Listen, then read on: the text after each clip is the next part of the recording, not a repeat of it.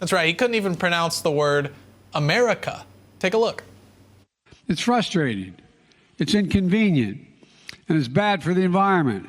And there's simply no reason for it. This is the United States of America, for God's sake. This is who we are. This is not what we should be doing.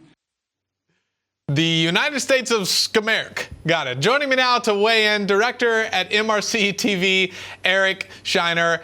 Eric, I, for one, am proud to be a Scheinercan. I've got to say, very much do love this country. Don't love what Biden's doing to Scheiner, but still nonetheless proud to live in Scheiner.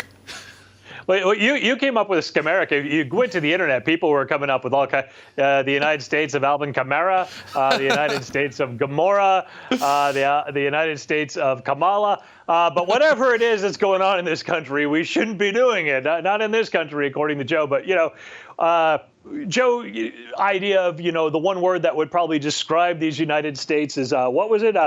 Adza footawa was his one word to describe the United States. So, yeah, I mean, this is Joe Biden bobbling once again.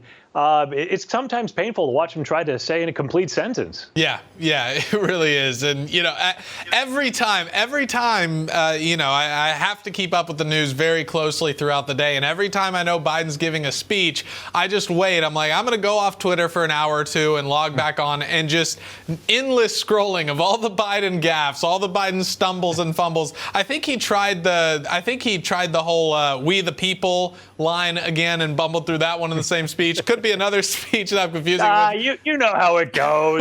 You know the drill at this point.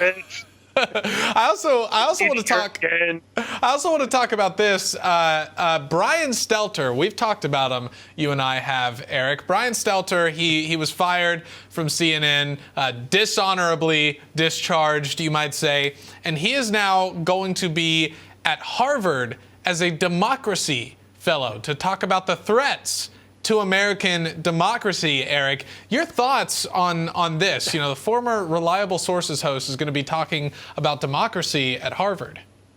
Well, let's take a quote right from Brian's last show on CNN, where he said that we must make sure we don't give a platform to those who are lying to our faces. That's an exact quote from his final show, but I guess it's okay as long as he's the face that gets the platform.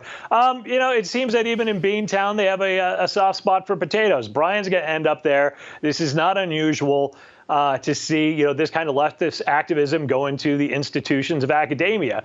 We've heard Joe Biden, complain that authoritarians are ruining all of his great plans for America left and right. But of course, who controls the executive branch? Who controls the legislative branch? Who controls the media? Who controls academia? It all tends to lean institutionally to a leftist direction.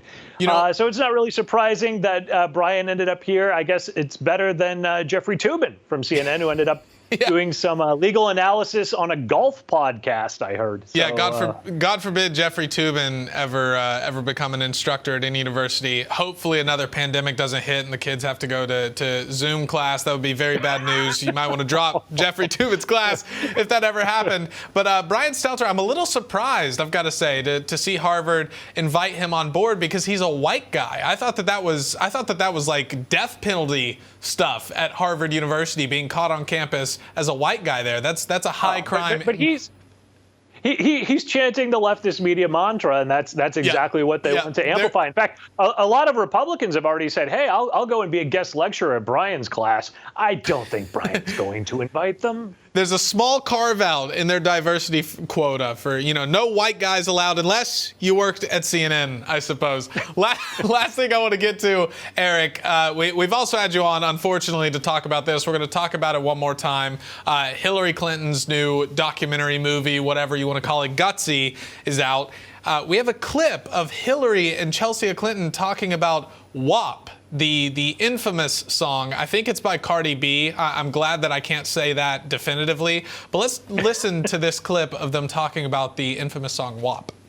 Chelsea follows rap music. She has ever since she was a little girl. But I kind of came to awareness of you with the Cardi B WAP. I've always wanted to do a song with Cardi. As soon as she sent me the song, I think I sent it back to her like the next day. And it was just so exciting. The men, they seem so confident in what they're saying, and they don't have no problem with talking about their sexuality and how they're going to have sex with you. So I was like, well, I could do that, and it's going to sound fire coming from a woman. It's great to see women be so kind of fierce. That is my life's mission, to make sure that I'm always unapologetically me.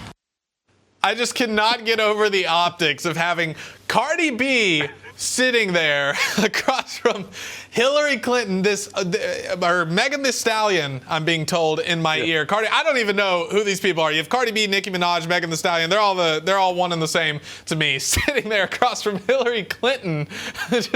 So Megan Thee Stallion, do tell me, talk about this journey from this song WAP and you being your unapologetic self. It's so insufferable. I never would have thought in doing all these segments with you that I'd have to sit and witness a former first lady and her daughter talk about WAP. Yeah, that happened. It actually happened. And of course, you know, Chelsea describes it. Oh, it's fierce. Well, I guess if fierce is putting yourself in a thong and shaking your moist areas at a camera, that's the new definition of fierce. That's what they're going with.